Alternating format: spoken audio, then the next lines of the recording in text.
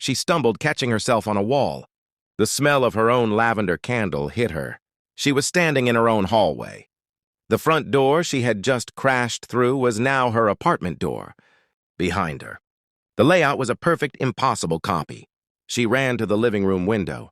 Instead of the city view, she saw only a deep, starless black and faintly, the reflection of her own room. "No!" she screamed. She tried her phone. No signal.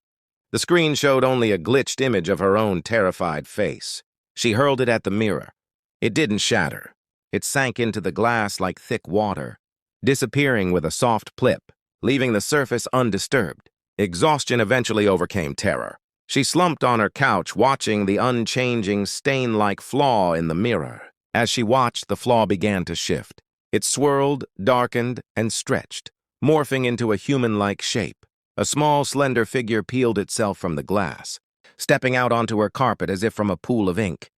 It was a girl, her features blurred like an old photograph.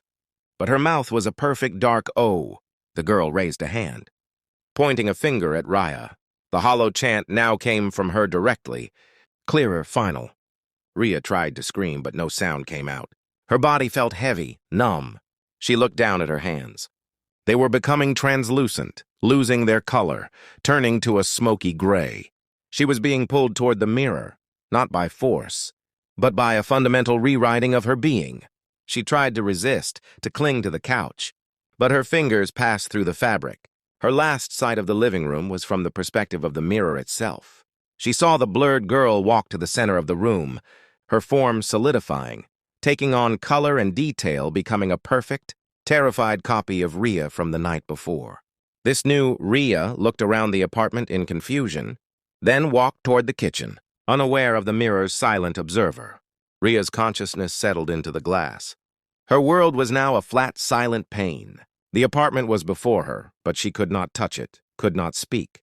She saw the new tenant, her reflection, live out the first day of the loop, making coffee, staring at the full mug, hearing the first whispers. From deep within the tarnished silver, Rhea felt the compulsion rise. It wasn't a thought. It was her new purpose, etched into her very essence. As the new girl's panic began to mount, Rhea opened her insubstantial mouth. A soundless breath fogged the glass from the inside. And then, pushing the whisper out into the world of the living, she began the chant that would bind another soul to the sameness.